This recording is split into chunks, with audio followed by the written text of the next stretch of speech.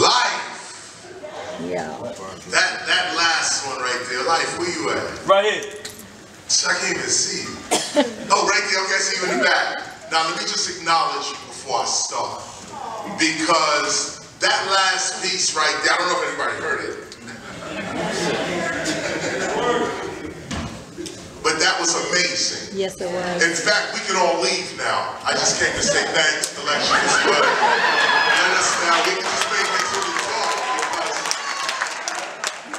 That was amazing. What was said. Poetry. This is the true aspect of poetry is what you just saw. To be able to convey a message that may have been given in 2 hours, 3 hours. He just hit it right there, 4 minutes, 3 minutes. Just hit you right there, and you understood it. And you understood it. Life, you the man. I'm going to start and get right to the point. This little book I'm holding here is part of I wrote 3 books in the last 5 years. They're going to come out in succession. You guys are the first ones hearing about this, by the way. One book, I'll start with this one. This book is called Real Niggas, N-I-G-G-A. And the subtitle is A Look at Institutionalized Racism Through an Analysis of the N-Words. So what I did was I looked at the word nigger, nigga, and negro. And we did a 450-page research on these words. You can really see institutionalized racism when you really analyze words like negro, nigger, and nigga. These are not the same words, by the way. These are 3 different sounds from 3 different parts of the world that become combined in the United States. That's what this book is, and I brought this because there's a piece in it that I want to read you that's unrelated to the word nigger, but it has the history that I want to go over today. Another book is called, or the second book is called God's Son. I took this title from Nas's album, God's Son. And what it is that I was doing some studying. I got this book called the Hexapla. And what the Hexapla is 6 different versions of the Bible. From the Wycliffe 1380, you have Wycliffe's version of the Bible. Actually, the first English translation of the Bible, John Wycliffe 1380. And then it takes you through 6 different versions. The Coverdale, Geneva, Bishop's Bible. Takes you all the way, and the 6th one is the King James. 1611 King James. At the top of the book, it has the Greek at the top, and then it has 6 English translations, and it shows you how the Word of God changed. Yeah, I'll say it again. It shows you how the Word of God changed over time. As I was studying this book, I realized that the word Jesus Christ, or in Old English it's spelled Jesus Christ, because there was no S's. The S's were F's. And there were no J's in Hebrew either. The idea of the word Jesus is made up. We can say Yeshua, but we don't even know if that's the name either. The name of Christ has been taken out of our mouths. I'm going to replace it today. This is deep knowledge, and when I say deep, not over your head, not deep like that, but certain knowledge is not for everybody. Just because you have access to information doesn't mean it's for you. What I'm going to talk about today, oh, and let me just finish that up, and the last one is called an introduction to hip-hop. I don't really have to go deep into that. But the basic introduction to hip-hop, what we're arguing is that hip-hop is being colonized by the university system. Just like the music industry tried to colonize rap music, tried to come in and set up its own camp in our culture. The university system is doing the same thing with the study of hip-hop. It's just giving itself credit. It is actually just giving itself the authority to teach hip-hop in the universities. Even though they know that there are teachers, legitimate teachers of hip-hop all over the world, but the university system doesn't feel like it needs to get its authority to teach hip-hop from hip-hoppers. It feels that if you have an African-American studies degree, a musicology degree, journalist degree, even psychology, that you can now teach hip-hop. That's sort of like saying, if I have a degree in medicine, I can teach law. Or because I have a degree in engineering, I can teach English. No, you have to be trained to teach hip-hop.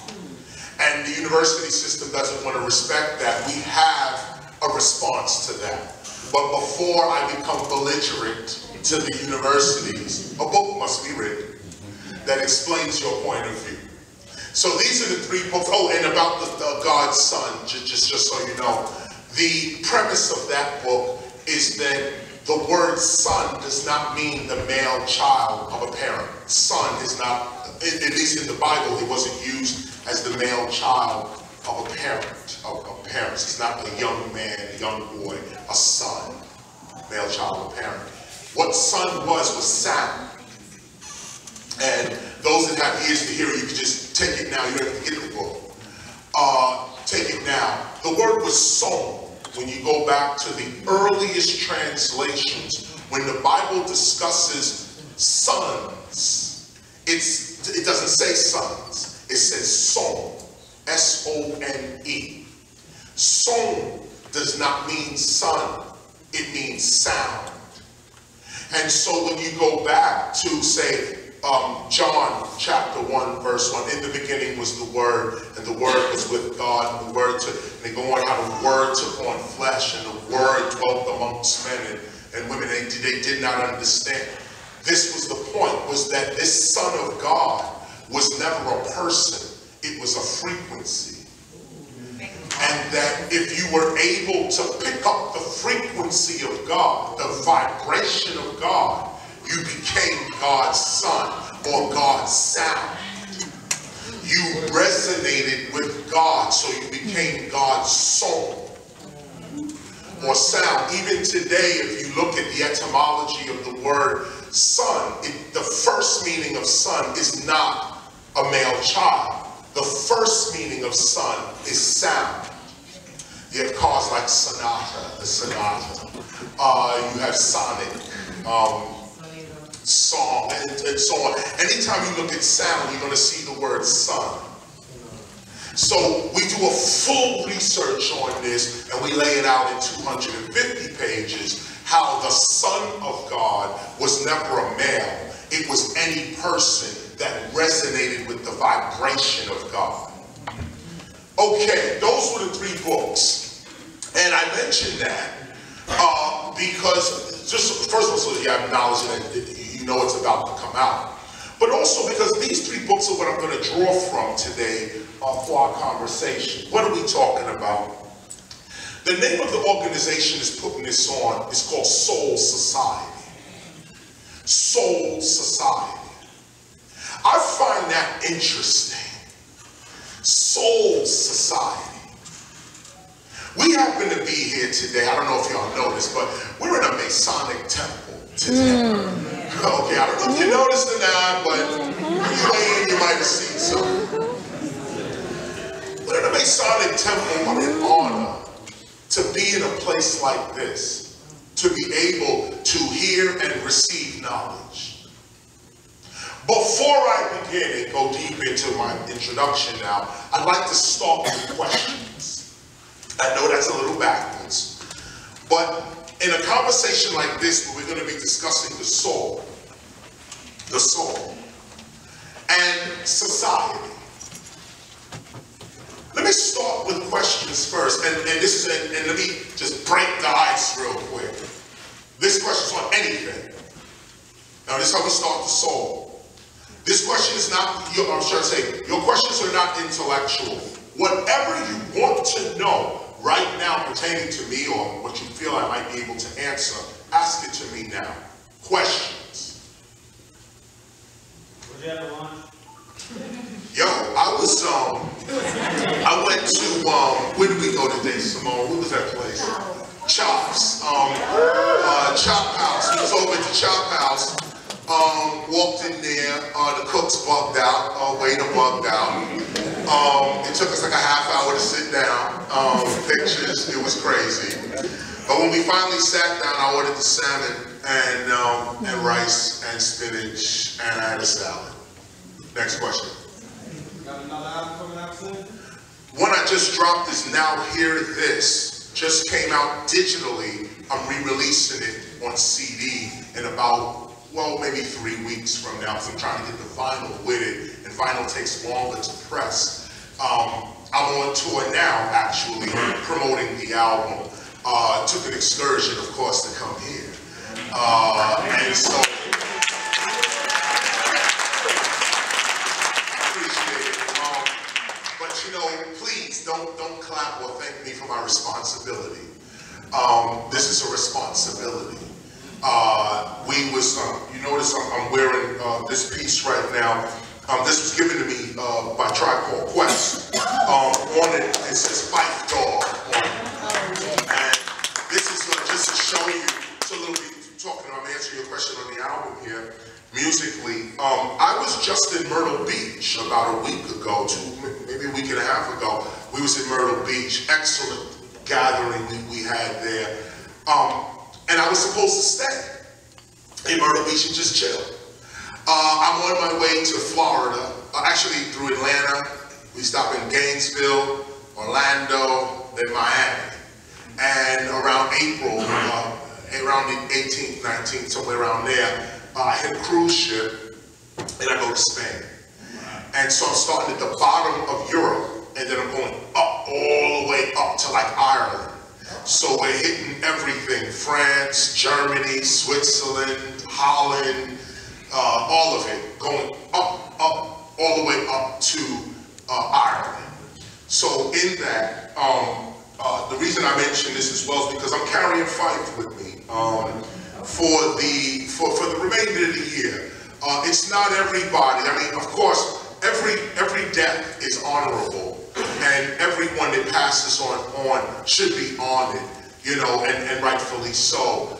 Starting, of course, with my DJ Scott the Rock, and then, of course, you know, you have ECE, you have Mercury from the Force MCs back then, Force MDs, Heavy D, of course, Tupac, Biggie, Big L, Big Pun, and so on and so on, so many others.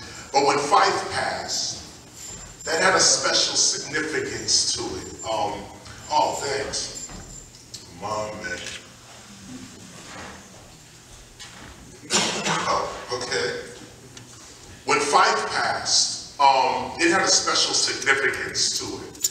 I knew Fife well, not just on some recording artist deal, but as a person, as a man.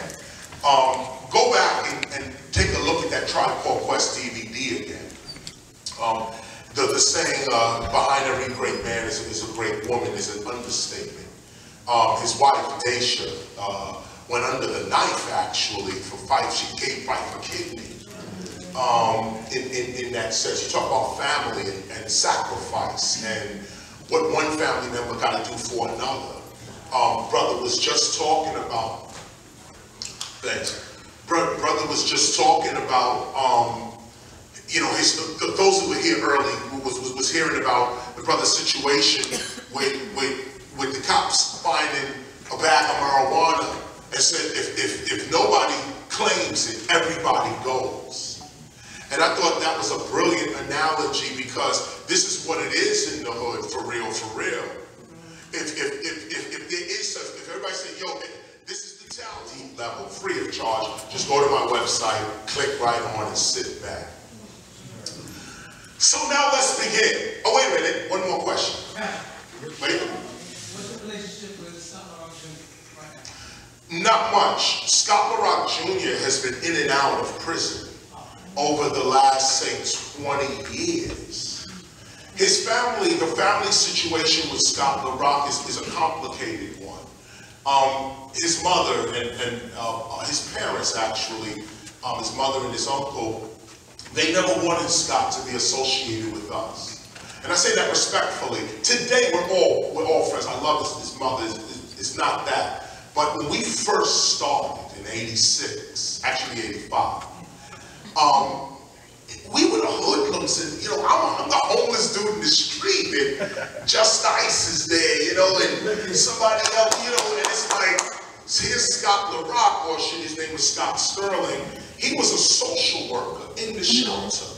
People don't know that he wasn't just my DJ. This was my social worker. Okay, I was in the shelter with 700 dudes. There was a social worker that we had to see to get tokens, subway tokens, back when they had tokens. You get subway tokens, you get meal tickets if you needed money, all that thing, so you're a social worker. So Scott LaRock was our social worker, and he lived a rough life with us because he didn't have to. He had a good home, 4-year college degree. His job as a social worker was a good job, city job. But he chose to look into the plight of a few street kids, just a few of us, and took us right out the hood, pointed our talent out, paid for the studio time, and we went in and just yelled, and it became what you hear. South Bronx, Bridges Over, all that was Scott. And so his son, back to his son, when Scott passed, Boogie Down Productions shattered. I tried to keep it going for a few more years. I did do 3 more albums under the name Boogie Down Productions, but there was no Boogie Down Productions. It was me only, because the group had disbanded. Everybody was pointing fingers. It was you, no, if you hadn't just y'all. And then on top of that, moms pointing fingers at all of us. The last thing you want is to have a mother of a dead son pointing you out. That's not good. So everybody shattered, and no one got a chance to really, support the young kids that Scott left behind, his daughter, his son, etc. Now, they were well taken care of. The family took care of them. Scott's wife at the time, she took care of them. She remarried. They lived a comfortable life. It wasn't like they were destitute like that, but they needed their father. The money and good life doesn't make you need your father. So his oldest son, what we call Scott LaRock Jr., started going to jail, living a street life, in and out of prison. No matter what the family does, he's still in and out. And so we haven't spoke that much. All of Boogie Down Productions. Miss Melody passed away about 2 years ago, 2-3 years ago. And so it's like now, we look back on it and we say, wow, now everyone's remorseful. Your question is at least 2 more hours long, because there's a lot more that I'm not saying that should be said in light of that. But I will say, to answer the question, I have more of a distant relationship with Scott's daughter, son, mother, and brother, his brother Chris. Of course, they know they can come to me for anything, but they are a family that's close within themselves. They're not like that. They're not calling KRS every 5 minutes or something. They're not like that. They're good where they are. But his oldest son needs his father. Another classic case. Last question. Yes? When you think about what you wanted to say when you're here today, what do you think is like not an audience that should hear? Well, this is a good way to start what I'm going to say, because everyone that I want to be here is here. To be honest with you, there's no one's missing.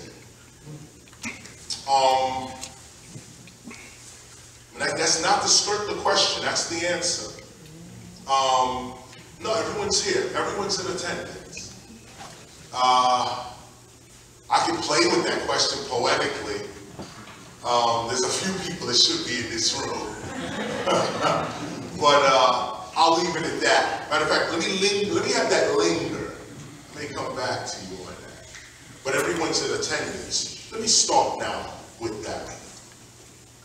You didn't come here today on your own. You may think you did. No doubt. We all think we're moving and acting on our own. And that's the way we're supposed to think. But if you'd like to raise your consciousness today, if you'd like to delve into another level of mind today, I invite you to the soul. Why am I talking about the soul? Well, first of all, this type of lecture is not for everyone. Only those that are supposed to hear this are hearing it right now. There were other people that wanted to come. They saw the flyer. They were ready to come. They couldn't. The car just broke down. Phone call came in. I need you over here. They just realized I got work too early in the morning. Can't make it. Couldn't make it. You made it. It was a breeze for some of you. Some had to struggle, but most of you just said, I'm going, and went, and you arrived. You're supposed to be here. This type of knowledge is not just, I have access, I'm going to a lecture, and I'm just going to just listen to the lecture. No, this is privileged knowledge. Let me start with this exercise. Let's locate the soul. I usually do this at the end of lectures, but I'm going to do it at the beginning, because we're talking about the soul. So we're in a Masonic temple, and Freemasonry is based on Egyptian sciences. In fact, in California, there's an old Masonic temple, big or huge, on Wilshire Boulevard. They're tearing it down now. But they show you on the side of the temple the history of architecture and Freemasonry on the side of the building. And the first person they start off with is a black man named Imhotep. Imhotep was a Cushite. They tried to make Imhotep, of course, in history, an Egyptian. In fact, they tried to make all Cushites Egyptians. But the Cush kingdom and the Egyptian kingdom were two different kingdoms. In fact, most of the time they were at war with each other. Now, the reason I start here is because where we are demands that we begin where we are. What would you have learned if you walked into the Egyptian mystery systems 5,000 years ago?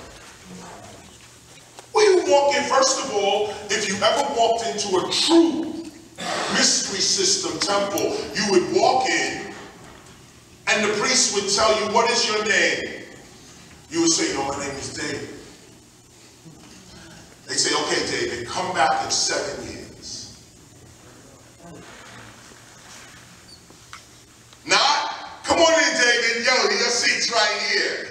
Where, church service is gone. No. What's your name, David? I'm just humble David. David, come back in 7 years. David goes about his business. 7 years pass. David comes back. I'm ready. The priest says, what's your name?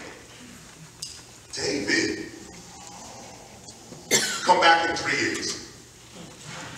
David goes away.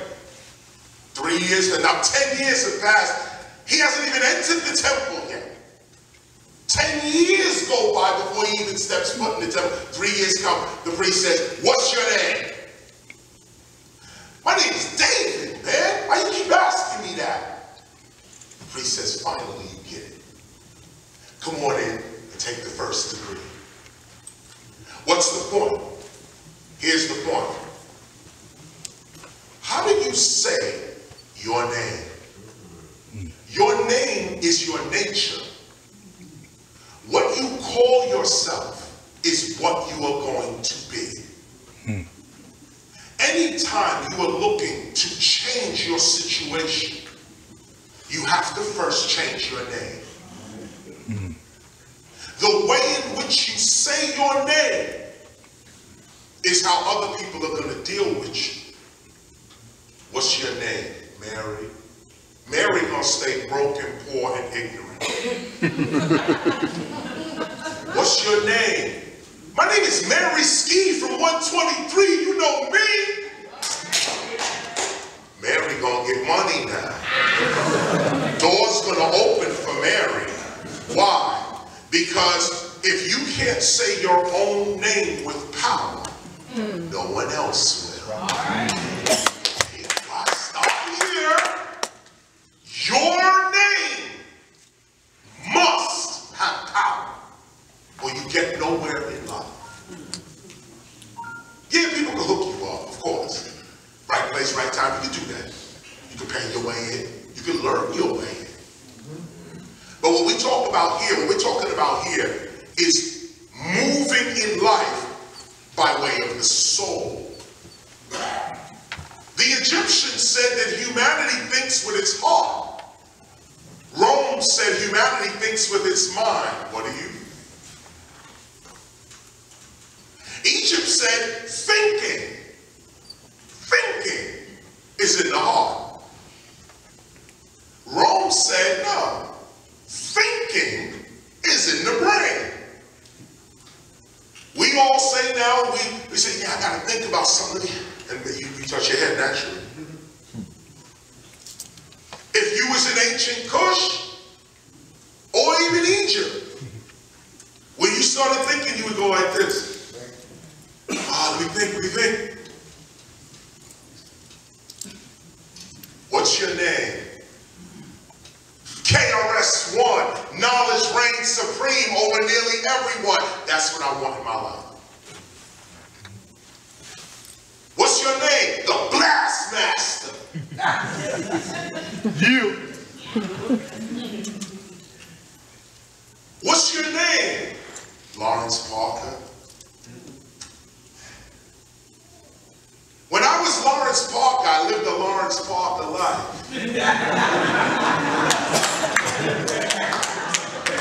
I was Lawrence Parker. I lived Lawrence life. I lived the Larry life. Larry life was good. It was cool. Growing up in New York, Bronx, Brooklyn, Uptown, you know, Larry life. Larry life was a struggle, no doubt.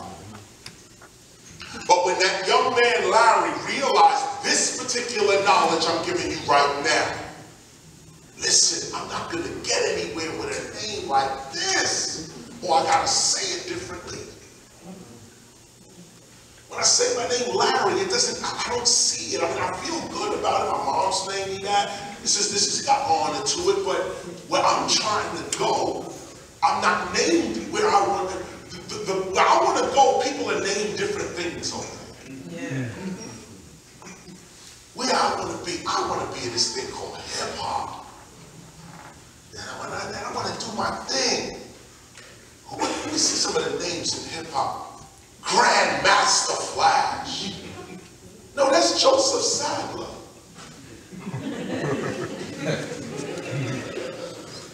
Africa Bambaataa. No, that's some Kevin Donovan. Is it Kevin Donovan or is it Africa Bambaataa? Which is it? Okay, your name, you learn the lesson of your name.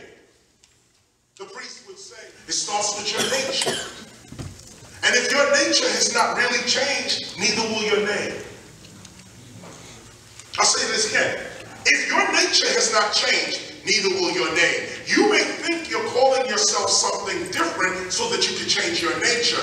No, your nature has changed, and now you're looking for your new name. You're looking for your new self. You're looking for your new nature. But the nature changes first. Then that motivation is what makes you go, what's my new name?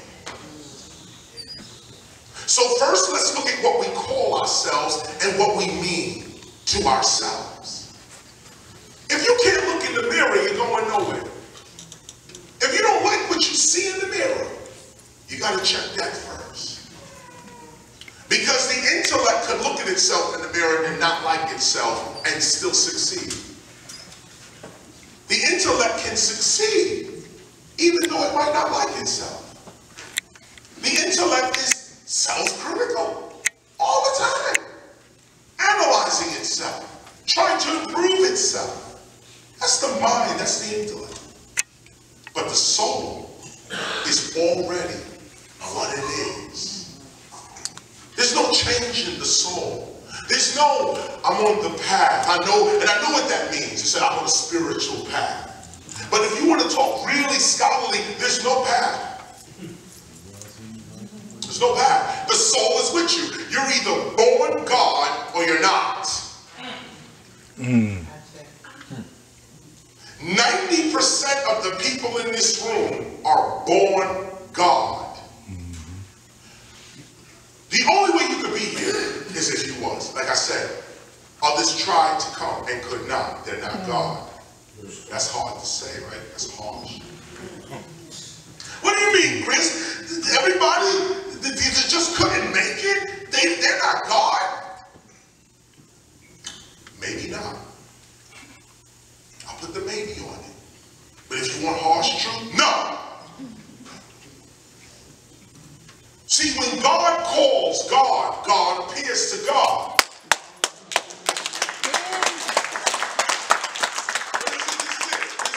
See, the spirit is quick. It's quick. The spirit is quick. Not all this talk and stuff. Fly. Are you going? Yeah. God. Hey. There's a whole city. There's a whole city here. What we do, whole city? But only the gods showed up. That's why I say everyone here is in attendance. Everyone who's supposed to be here is here. And that's why I can give you this peace. You are the God you're looking for. Hey. You are the God you are looking for. I am here to tell you that. I'm here to confirm that for you. You are the God you're looking for. There's no other God but you. That's right. That's right. Now let's talk about that. The soul for real. The soul of a true God. It gravitates, it's happy to be around knowledge. It loves other images of itself. You can sit in a Jewish synagogue and feel word comfortable. Yeah, I'm supposed to be. What are you doing? You can sit in any church, any denomination, you feel at home. That's right. Any temple, any mosque, anywhere God is being preached, you feel good. You seek it. You flicking through the channels, you got all kind of nonsense you want to watch and stuff, but the minute you see God, you stay there for a minute. See what the preacher say. Usually ain't nothing. But the God in you stop for a minute and say, wait. Now let me keep it moving. Yeah. You are attracted to your nature. Yes. You can only be attracted to who you are. So if you're seeking knowledge, you are knowledge. You're seeking truth, you are truth. You're seeking love, you are love. Love attracts itself. Peace attracts itself. That's right. But now here's the burden. When you are the light in your community, you're surrounded by darkness. Surrounded by darkness. That's why you're the light. That's why you're the light. Here's the exercise that I want you to understand before we go forward. Stay on name and nature. Name and nature. What is your nature? Your nature is God, because that's what you're seeking. Other people's nature may be politics. They put all their time into that. Other people's nature is just maybe you're cooking up a nice salmon. That's my whole nature. I'm a chef. I mean, I love God, no doubt, don't get me wrong, but where my body is going, it's a culinary school.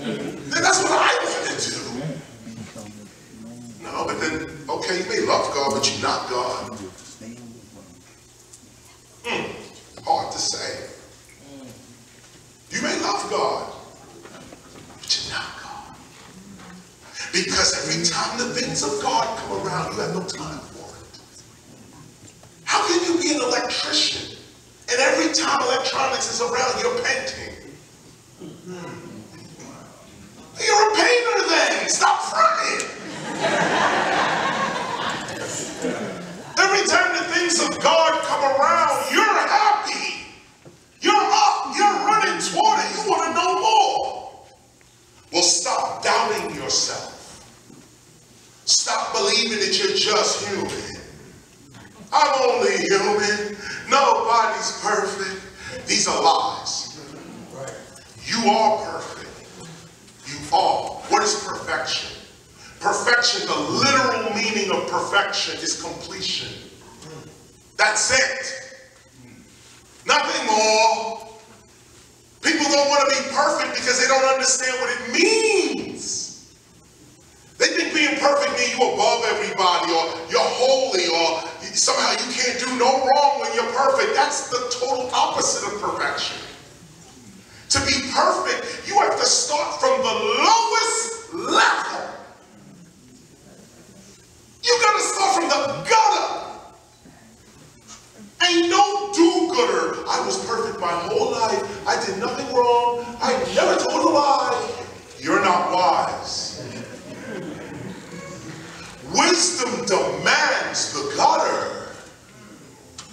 If you want to be wise, you got to drink Henny till your liver falls out. Then you can tell others stop drinking. You can't tell somebody stop drinking if you have not.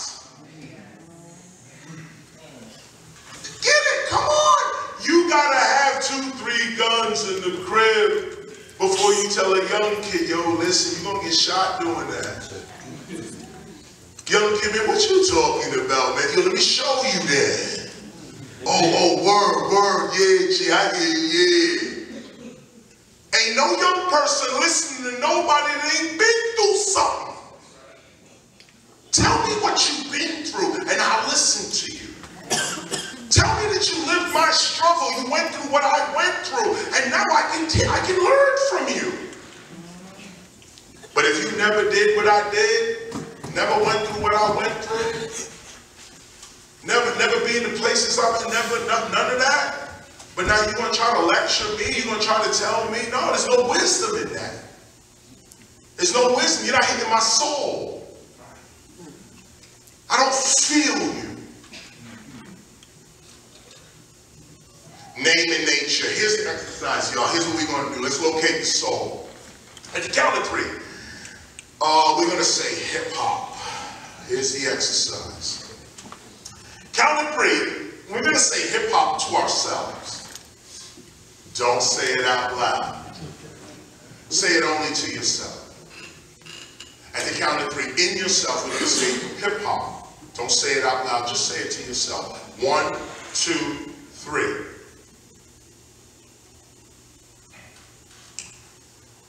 The great master would then ask you your second question after that exercise. The question would be, who just spoke? That's right.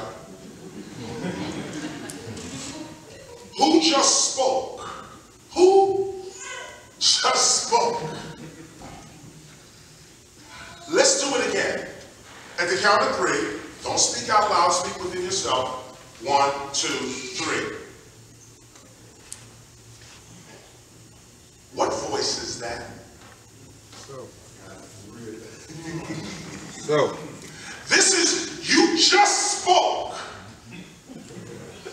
and did not move your mouth. That's the mind alone.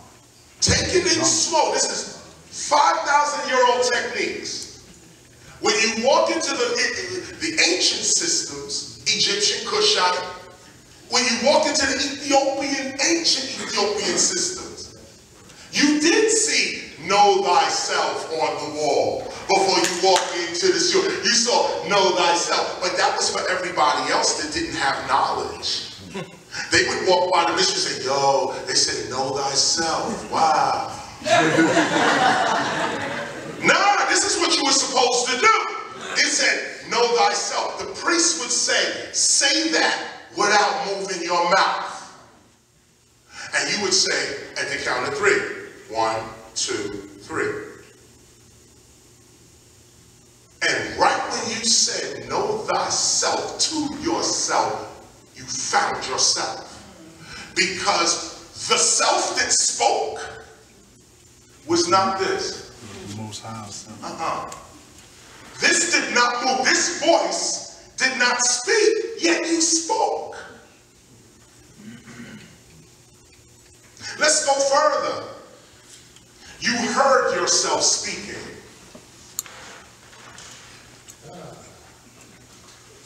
How is that possible? How can you hear yourself speak and you didn't speak? Your mouth didn't say no word. You said, and you heard it. This mouth did not speak and these ears did not hear you speak, yet you spoke and you heard yourself speaking. If you close your eyes, you can see your future and your past. What is the vision that sees your past?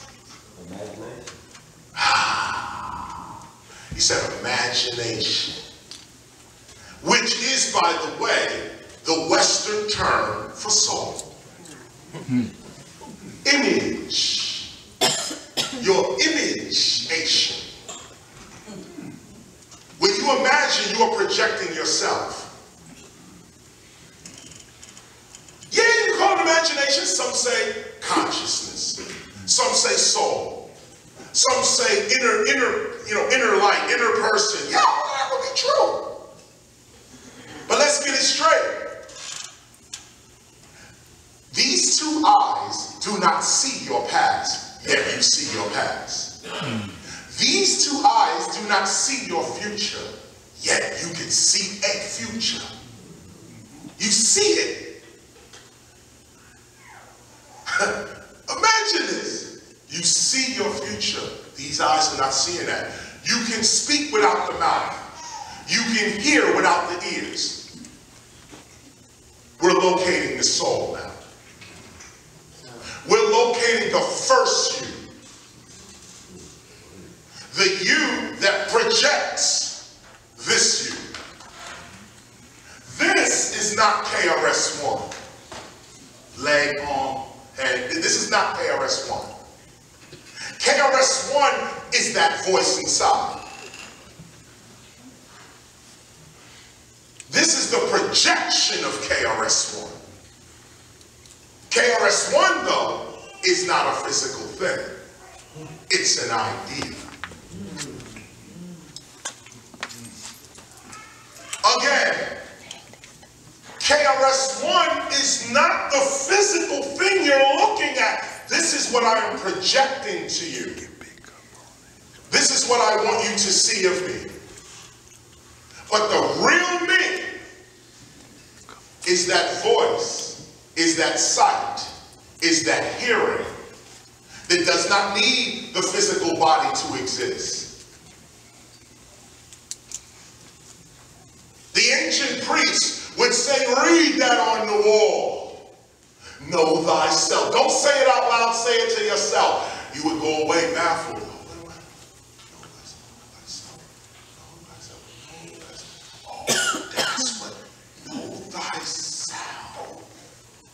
Not know thy body. Know thyself. What is that self? Well, you exist without the body. You have ears, you have eyes, you have a voice that's vibrant. Without this mouth, these ears, without any of this. None of this is necessary for you to exist. The ancient priests would let you know right there is no death. Because if you can speak, see, and hear now without the body, when this body drops off, you're still speaking, hearing, and seeing. That's right. We're in the Masonic temple, they would kill you, symbolically, when you reach the high degree. What's the symbolism of that? It's ancient Egypt. It means that you have to die to your old self to be reborn again as the God. It's symbolic, but here's what it really means to the soul. You are already dead now. Don't fear death, you're dead already. You already have an existence that's functioning without the physical body. It's not the physical body that makes your inner voice, it's your inner voice that makes the outer physical body voice. So once you realize and begin to practice the true meaning of meditation, by the way, meditation had nothing to do with relaxation or breathing or any of that originally. These things were added later on. The original concept of meditation was for you to die every night. So when your death actually came, you never died. In fact, the Islamic poet Rumi once said, die before you die, so when you die, you don't die. Again, die before you die, so when you die, you don't die. Ancient knowledge on that. Because what it's saying basically is, if I have an eye that can see without these eyes, ears that can hear without the ear, mouth that can, shouldn't I be more concerned about that person than this person? My inner voice is more powerful because that's the immortal me. That inner voice does not go away when the outer voice stops. When the outer eyes stop seeing, the inner eyes continue to see. When the outer ear no longer hears, the inner ear continues to hear. Neurologists, there was a study, I saw this study the other day. Neurologists are now baffled because they've reached a climax of reports where people who were clinically brain dead, they were operating on these people and killed them. They were operating on these people and they died on the table. These people who they was operating on, brain died while they were being operated on. Vegetable, basically, in a coma, brain dead, okay? They revived them. And the person comes back. And it says, I saw everything that was going on. I remember everything y'all were doing. Tells you verbatim. You said this, you said that. You was over there crying. You ran up the block to go get something. You told her this. There are now thousands of cases. Neurologists don't even know what to do with this data. Because what they're saying is that they thought memory was in the brain. But they said when the brain is dead, people still remember. Memory is not in the brain, it's in the soul. Your essence is what is recording, not your ears and brain. Your soul is recording you, not your brain, not your memory. And this is neurology now. They're baffled. They're saying, no, die before you die. So when you die, you don't die. The way you live forever is by becoming your inner voice, not your outer voice. This is immortality. Immortality is, I am more the inner me than the outer me. It is the inner me that guides me, not the outer me. I guide the outer me. I tell the hand to go here. I tell the hand to pick this up. I'm not led. I'm not stimulated to pick up the towel. I don't have to be told to pick up the towel. I choose to pick up the towel. This is yet the first lesson you would learn in the ancient system. The first one. Know thyself. How How do you know yourself? Go within, start talking in that other body, in that other place. The more you talk in that other place, in that other body, with those other ears and those other eyes, what starts happening? You start to manipulate physical reality. How is this possible? Because now you've figured out how to step outside of it. See, the body is trapped in three-dimensional space. This is what the body is three-dimensional. Back, forward, up, down, right, left. That's the body. But you can go in and out. That's the priest. This is why the priest disappeared. They said, what happened to the priest? They just went into something. Everybody else got to go back, forth, right, left, up and down. That's three dimensions and plus time. 3 dimensions plus time. We know, this is Einstein, theory of relativity, right? This is what it is. But now here's how you escape 3-dimensional space and reality. Here's how you escape it.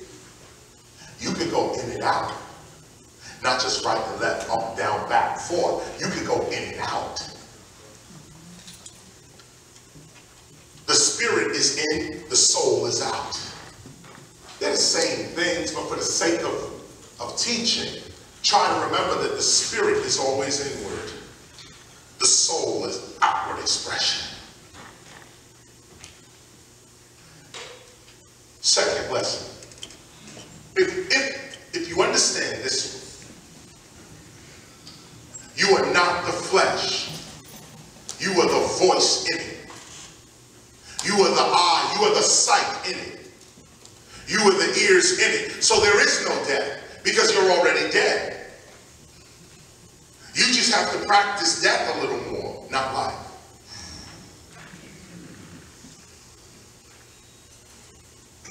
If you know that's where we all gonna wind up, why not start practicing that? See, this is a mature spiritual being.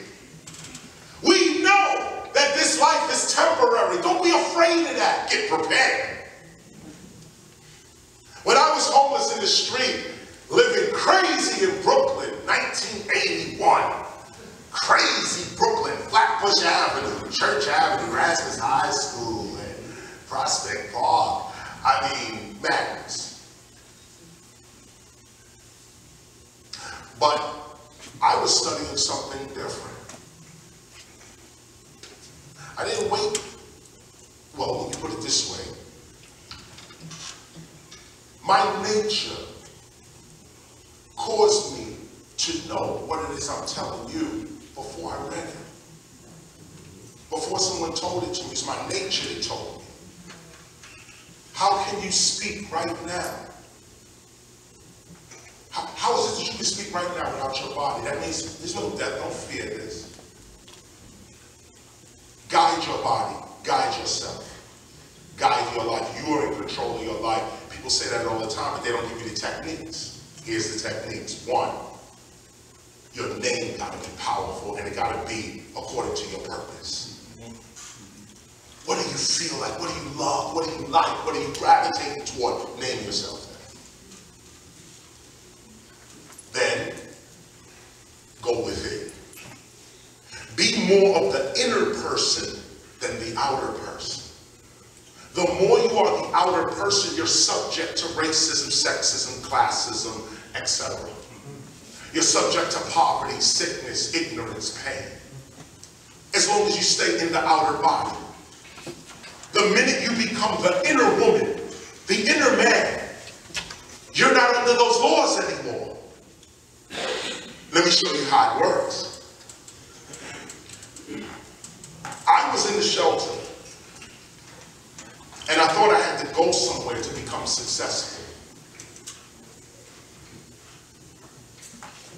I read a little passage in the Bible that said, "Be still and know that I am God." I didn't understand it until I went to the shelter. Sitting on the edge of the bed, 740 dudes. This is noisy, lights are always on me, and just nice sitting there. become MCs, how we gonna become rappers. We want to be like LL Cool J, Run DMC, and Houdini, and these are the huge stars at the time. We're talking like 85, 84. LL just came out with Radio and I Need a Beat. Sucker MCs was on. Wow. We're sitting in the shelter with nothing, dirty clothes, broke, nothing. We was like, yo, man, we gotta get some fresh gear, man, if we're gonna go be MCs. MCs don't look like us. Yo, man, we gotta go hang out at the clubs, man. Yo, we in the shelter, dude. How are we supposed to get somewhere? We gotta get down to the club where the MCs at. But I always knew in my mind, I said, yo, be still and know that I am God. I didn't understand it, but the words kept coming. So we started beating on the walls of the bathroom in the Bronx. Right there, we started beating on the walls. Boom, boom, back, back, boom, back. Just Ice would rhyme, and he'd get on, boom, boom, back, I'd start rhyming. This was our studio, our first studio. It was in the bathroom of the shelter. We beating on the wall, boom, boom, back. We getting it in, raw rhymes. In walks a security guard. Yo, what's all this racket, man? What y'all doing? You can't be beating on the walls like this. Yo, man, we just in here beating on the walls. We having some fun, man. You know what it is, yo. Nah, you can't do that here. We walk outside. As we're walking outside, we see the new social worker walking to the shelter. His name was Scott Sterling. I ain't got to tell you the rest of the story. Here it is. I'm in the shelter. There's nothing happening. This is poverty like you've never seen. Whole families in the shelter sleeping in 2 beds. 5 to 6 member families, and there's only 2 beds they can allow. You see mothers and fathers putting the beds together. They trying to sleep in rows on the bed so everybody can get into bed. This is the shelter. We in there with nothing. I said, how we gonna be MCs? God said, be still. Every night I was visualizing myself as an MC. Every night I'd go to sleep. I wasn't in 1985, I was in 1995. I saw myself in 95, I said, yo, 95, I'm spitting it like this, I'm doing it like this, that's how I'm doing it. What's that? The inner voice. My mouth did not say, yo, I'm gonna be the dopest MC ever. No. My inner voice saw my nature.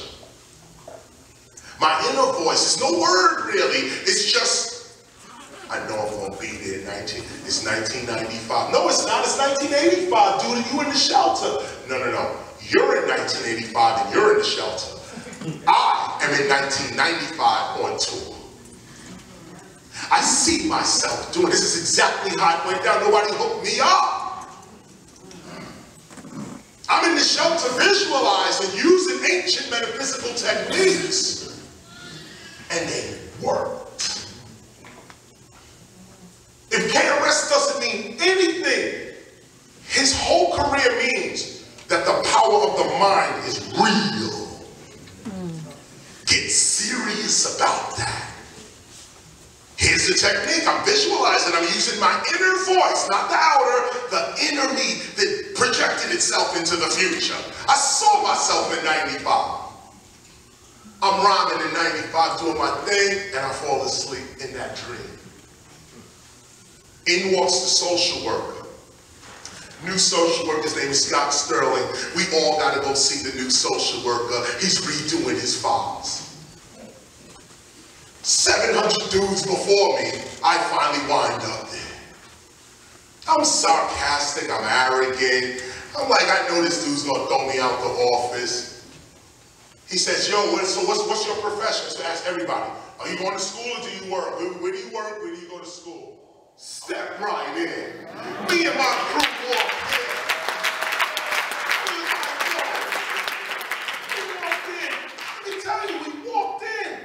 As I'm going up the stairs, there's these long stairs to get to the ballroom. I'm going up the stairs, I see Dougie Fresh, Slick Rick is going down the stairs in person. See, today is, oh God. See, today, we just listen to la-di-da, lottie, lottie-dottie. We like the party, we don't cause trouble. The show and all of that, and Dougie with the beatbox, but in '85, the show.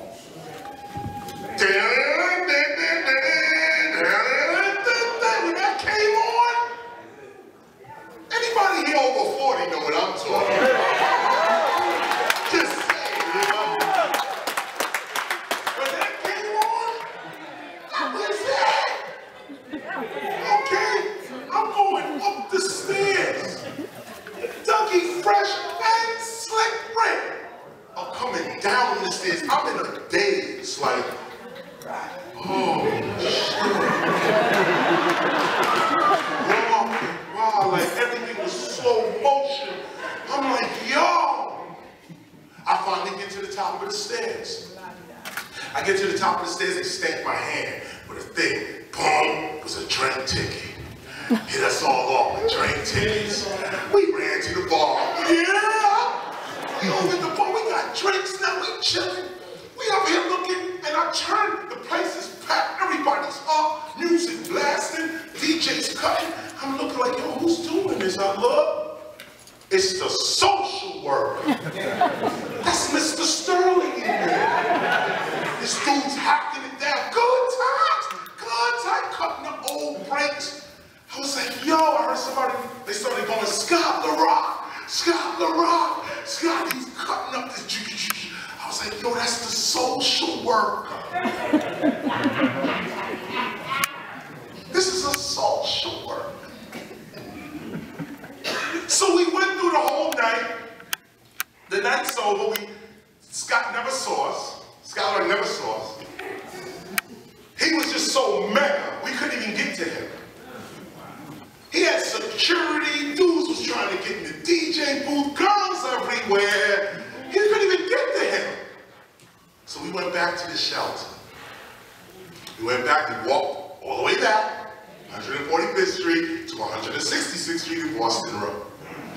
Walked back, got up to the shelter. They said, you can't come in because you missed your curfew. You were supposed to be back here at 9 o'clock. It's 2:30. You ain't getting in here. But we was with Mr. Sterling. Who? Nah, you ain't getting in here. We slept outside that night. But we was happy. We was getting in each other. Yo, this is it, yo, we go, what's up? Next day, we wake up, we go into the shelter now. 9 o'clock, you can go in the shelter. We went in the shelter, they gave away our beds, packed up our stuff. Like if you missed one day in the shelter, everything you own is packed up and put in a closet. Everything. So we get there, we ain't got nothing. Dudes packed up all our stuff, moved our beds. Somebody else sleeping in our beds now. We was like, yo, so we gotta go through the process over again? Yeah, this now you're gonna move to another section and this, that, and the other. So we went back, we was like, yo, Mr. Sterling. You know, they took our meal tickets. They said, took our meal tickets and said, we're not in the blue section no more. And they took our beds. We got to go to another shelter.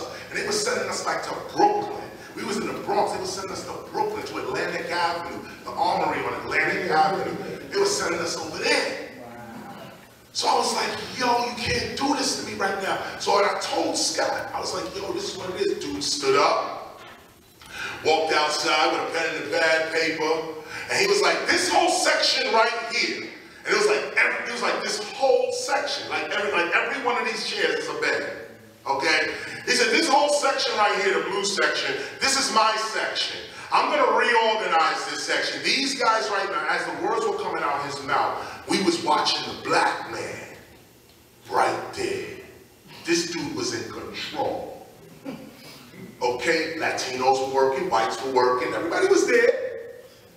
But this is Scott Sterling, head of the social workers. He walked in and was like, no, we're not doing that. These dudes right here, they with me. We was like, yeah, here we go now. We on now. We bigger than the security now. Security, we went to the bathroom, boom, boom, back, boom, back. Yeah. We like, we don't care what you you think now? We've beaten on the walls, and surprisingly enough, now the security's with us. Now, because they see that the head social worker gave us about 10 of us, and we was the young dudes in the shelter in the hip hop, and he took a liking to us because he was a DJ, and he said, I'm gonna take all 10 of y'all out, and we gonna call ourselves the Boogie Down Crew, from Boogie Down Bronx. And we was like, whatever.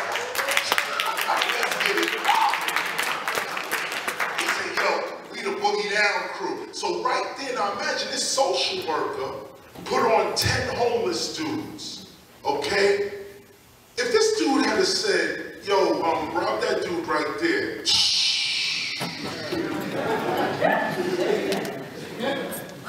If this social worker, if you had said anything, man, folks got the rob. What? This wasn't about just some street that this dude was the meal ticket, literally. He used to write out our meal ticket. We had a card called a meal ticket, and you could only get it from the social worker. He was our literal meal ticket. So when we went back to the club in Harlem, we street dudes, we don't have nothing. So we get back up in Harlem and we start linking with other street dudes that ain't had nothing. Suddenly we find ourselves hanging. We like, yo, this my dude right here. We like, so all of a sudden we like hanging with uptown hustlers, people, we homeless broke with nothing. But here's the point. We was on with Scott LaRock. Scott LaRock was the main DJ in Manhattan, and up in Harlem, Upper Harlem, main DJ. He was a social worker in the shelter. Here's the point.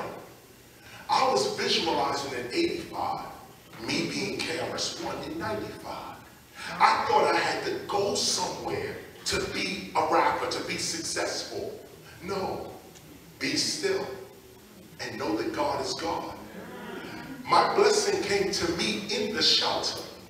Let me show you the power of God, okay? My blessing came to me in the shelter. There's no way you can become anything in the shelter. My blessing came to me in the shelter in the form of the very social worker that I had to go seek for help. The social worker was the DJ. That DJ became DJ Scott LaRock. We took off the crew later, became Boogie Down Productions, and then we formed our group. We put out a record, you know the story of South Bronx and so on. But here's the point. The more my dreams came true, the more strength and faith I had in my own mind. This is how it works. If you want to know yourself, you have to create yourself. Yeah.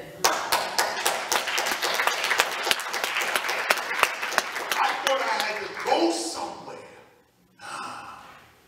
God is now. The minute you say, I want, boom, your blessing's already with you. You're blind. You're blind. You're too slow. The minute you say, God already heard your heart, it's already with you. Now what you need to do is look around your environment. Look around your own environment. Where is the value? God already placed it with me. This is what you should use as homework when you go home tonight. Look around your own environment for your success. You don't need to go all up here, all over there, make a phone call here, internet over there. Every night before you go to sleep, see yourself exactly where you want to be. On God. You seek the things of higher enough. You have the skill to command your reality. That's why you're here. If you didn't have the skill, you would not be here hearing this. The universe is only speaking to itself. There's no separation in the universe. This is the universe having a conversation with itself. And so here you are, learning right now that you are the God you've been looking for.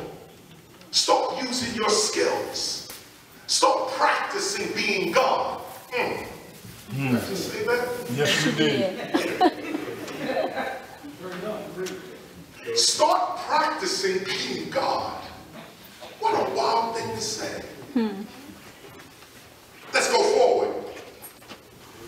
Your inner self projects the outer self. The story I told you is all true. Nobody hooked me up. No company came and saved me. No. I used a certain technique. And let me show you how brutal it is. Let me show you why the Bible is full of war and violence.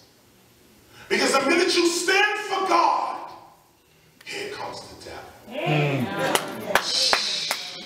You don't get this that easy. The minute you stand and say, yo, you know what? I know myself. That's it. Here's what we're going to do. I'm going to see myself where I need to be. The minute you say that, here comes the devil. What's the devil? The distraction. The distraction. But here's the deeper science. There is no devil. There's only God. That's right. That's right. God comes to you in all kinds of forms. The young one, the young in spirit, they see devils, demons, and goblins. And they're right, they are devils, demons, and goblins. But the older spirit knows that that is a disguise of God. That's a disguise. Your adversity is making you stronger. Push against it. Push against it. Nothing on this earth gets strong easy. We have gravity pushing us down. The only reason your muscles are the way they are right now without exercise is because of gravity. You're pushing against gravity right now. Just for me to do this is pushing against forces. Everything you must push against, God gives you the adversary. Another name for the devil too, by the way. The adversary, the accuser. God sends that to see who you are.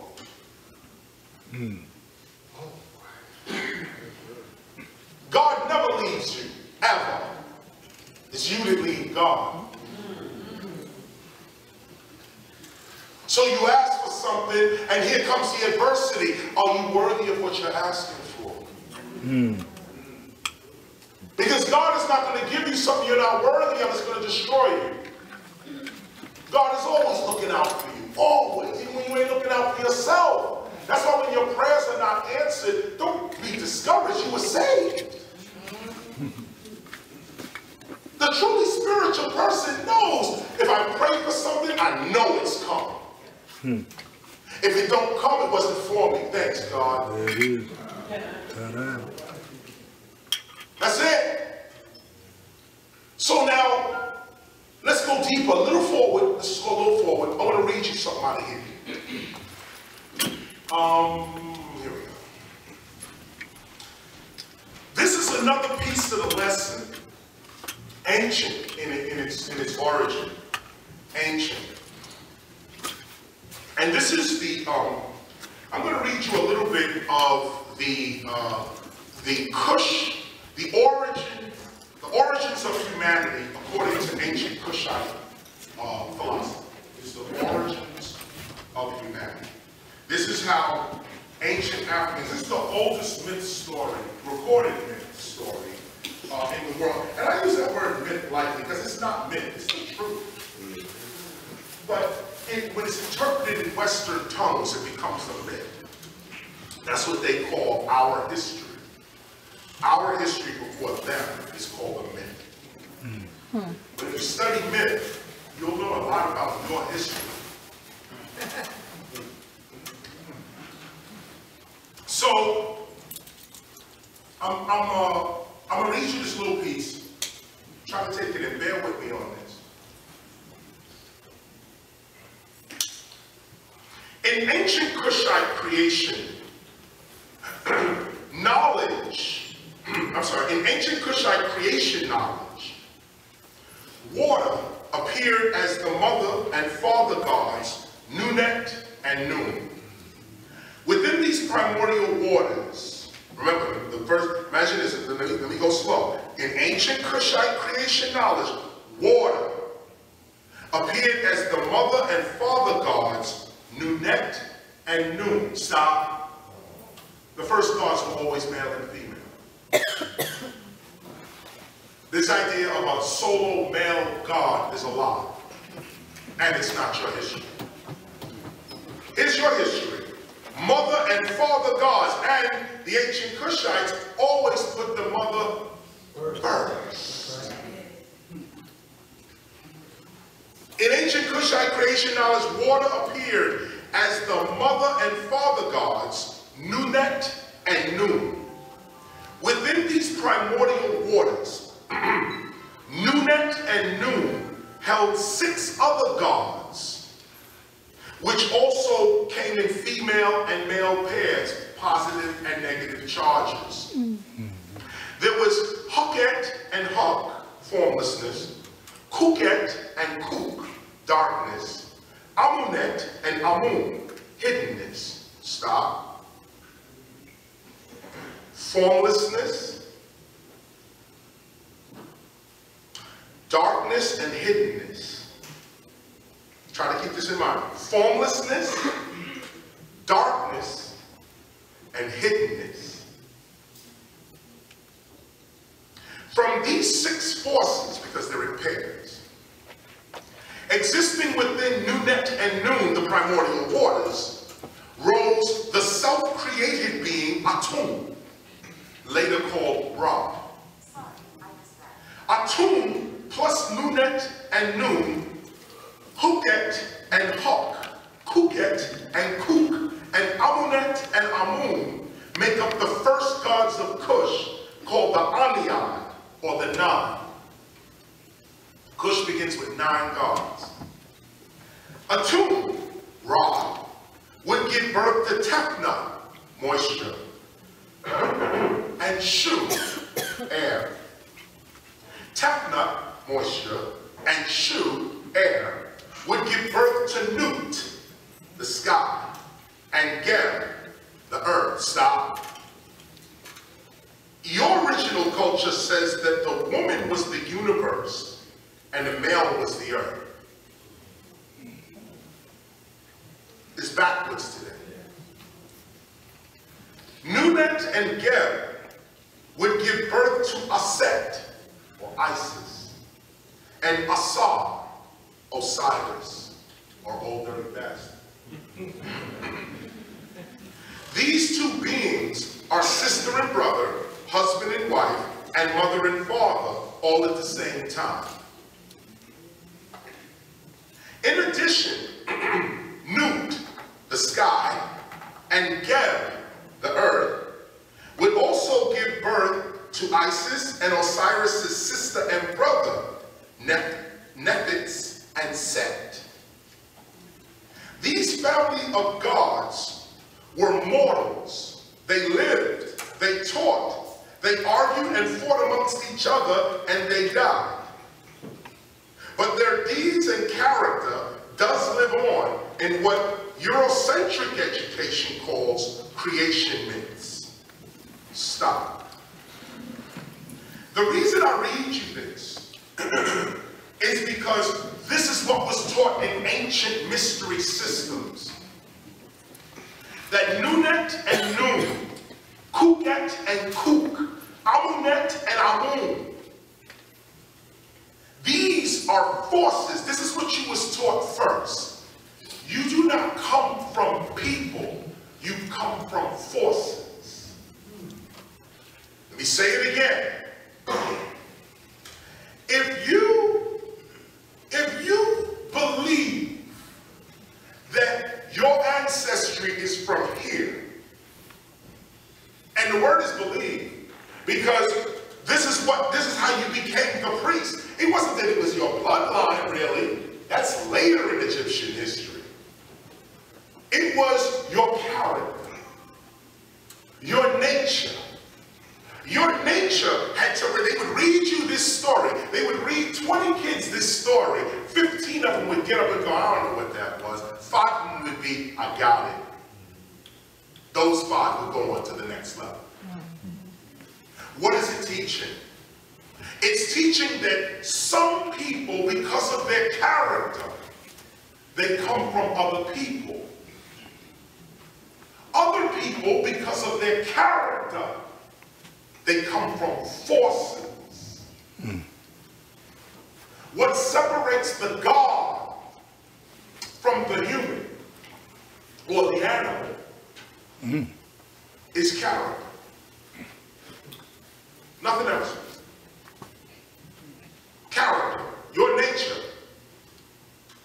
Do you believe you come from a man and a woman, or do you believe you come from forces? That is hiddenness, formlessness, darkness. When you close your eyes, you see darkness. That's where you come from. Your real being is formlessness. You have this, the voice that we discovered in ourselves has no form. The body has form. You don't. Hiddenness. The things of God are hidden. Nothing in the world is God. Nothing. If you want God, you have to be able to see the invisible. There is nothing visible about God or God's people. The invisible is what you have to learn to see, which will be our final lesson. Learn to see the invisible, not the visible. Here's a sneak peek on it before I go forward. The invisible is not really invisible, you're just blind. If you just keep saying that to yourself, you begin to see the invisible.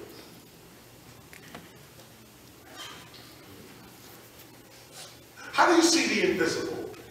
First, realize that just like you have inner voice, inner ear, and inner eye, well, the chair you're sitting in also has an invisibility to it as well. The chair you're sitting in is not the chair you're sitting in. You're actually sitting on engineering. You call it a chair. That's someone's art. The chair maker would say that's art. The spiritual person walks into a room, sees the chair, and says, I see the chair, but what I really see is the person that made the chair, even though they're not there. I know someone made the chair, but they're not here.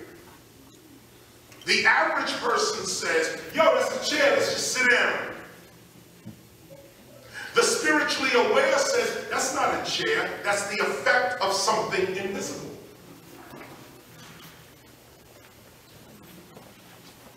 When you look at the microphone,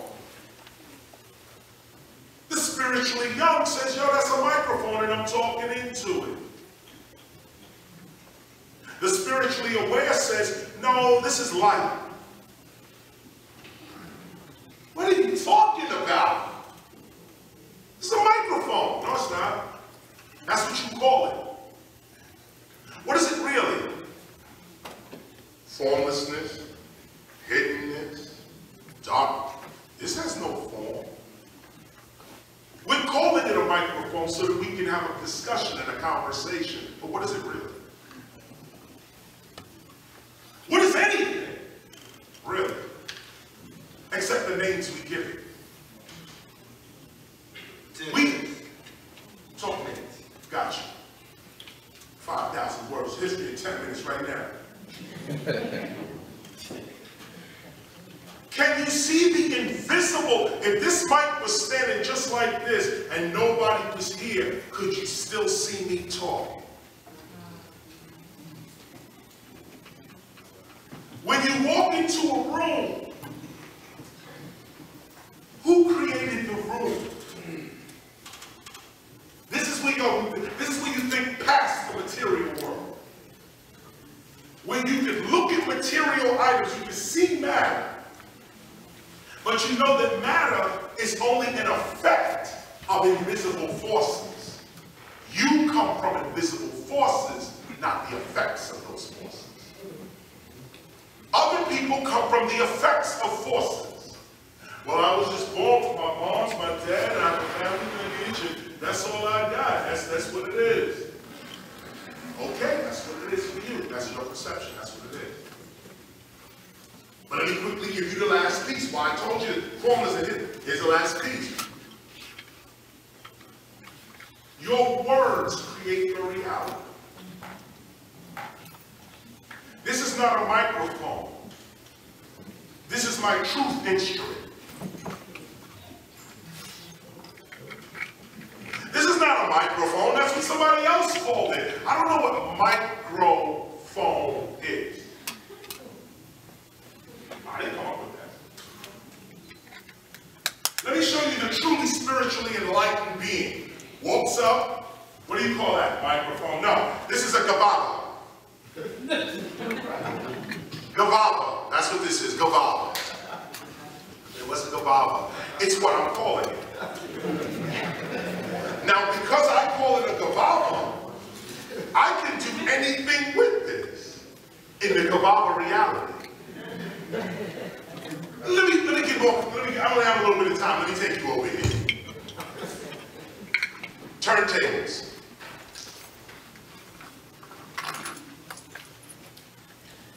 These turntables, if you can see them, these turntables were at one time called appliances. In the dictionary, the turntable was like a heater or a refrigerator, a radio. It was an appliance. Spiritually enlightened beings came upon this piece of matter. And the world said, these are turntables, and here's how you play the turntable, and this is what you do with the turntable. Spiritually enlightened masters came to the turntable and said, nah, this is cutting, mixing, scratching. What is cutting, mixing, and scratching? It's the reality we made up. In the dictionary, they said, this is an appliance. We said, no, it's an instrument. They said, you crazy, y'all ignorant blacks, calling this an instrument. They're so ignorant. They know that this is an appliance. No, this is an instrument like a guitar or a horn. Mainstream couldn't understand that. We manipulated physical reality according to our perception of it. That's hip-hop. Not breaking and seeing graffiti or DJing, but the manipulation of physical matter according to your perception. None of this is real. Nothing here is real. This is called a podium. No, it's not. I can hit you over the head with this crazy. This is a weapon. I see it as a weapon. I throw it down on the floor, I can sit on it. This becomes a bench. If somebody holds it, throw it up, maybe we can turn it into something else. This is hip hop. When you look at the physical world, do you see the definitions that you was taught in school? Or do you see your soul? Here's my piece, I'm rushing.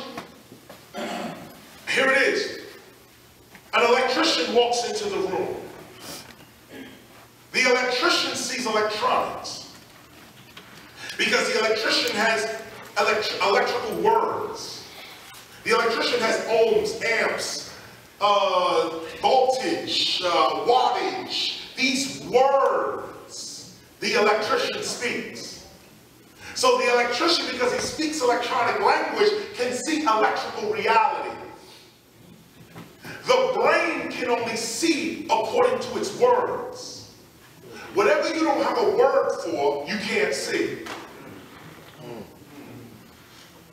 There's things going on in this room right now that we don't have words for, so we don't see it. So the electrician walks in. We don't see what the electrician walks in and says, yo, that's amps, that's ohms. I know what kind of lights those are. Them lights right there, this, that. We're like, okay, I'm just here for a lecture. The electrician sits down, now here comes the painter. Painter sits down, same room. But to the painter sees something else. Oh man, that paint on the wall, that's an A3 paint. Oh, that's eggshell white. No, that's a purple. No, that's a maroon. Oh no, I know where that paint comes from. No, that paint comes. The painter sees a painter's reality. The electrician sees an electronic reality. Why? Because those are the words they're using. You see according to your vocabulary. The more words you know, the more things you can see. This is why MCing is the highest art form for human awareness. The highest. University, I'm sorry. Church, I'm sorry. MCing. Learn how to rap. When you rhyme, you use both sides of your brain. You're using both of your brains. The more words you know, the more things you can see. So choose your words wisely. This is your soul's body. Your soul's body of words. Hear what I'm saying? The body of your soul are your words. The more words you feed yourself, the more things your soul can see. The electrician, I'm coming right now, I'm coming right now. The soul can see more than these two eyes. That's what you need. What is the meaning of God in the Oxford English Dictionary? A superhuman being with power over nature. That's the definition of God. In the Oxford, what is the definition of God? A superhuman being with power over nature and human affairs. That's the full definition. So if you, and what does it mean to be a superhuman being? Super like perfection, completion. The minute you complete something, you're perfect. Complete yourself. Super, beyond. That's all. That's it. Super means beyond. A superman is a man that goes beyond. That's all. The God-man is a superman. The God-woman is a superwoman. She just goes beyond. The father that can go to the strip club but stays home with his kid is a superman. Because he's doing more than the average man. The average man, there's no judgment on average man. He's just average man. Women, no judgment. I see women always say men are dogs, men are boys. That's what you see. Women, you can create your husband to be whatever you want him to be. He has no choice but to do whatever you say. You are God. Women, you are telling men they're nothing, so we are nothing. You're telling men that they're dogs, so we're dogs. We dogs then.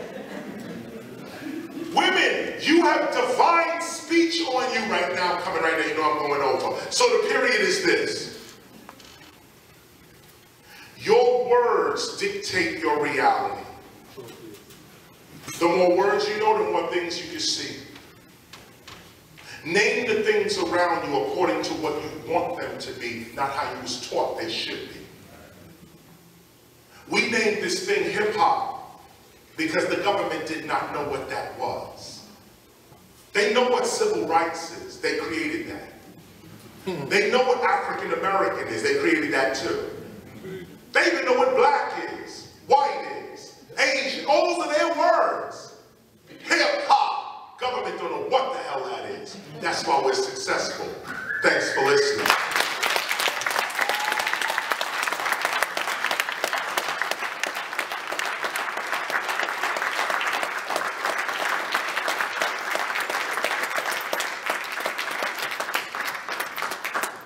I don't even know what I said today. Well, first of all, give it up for the audience.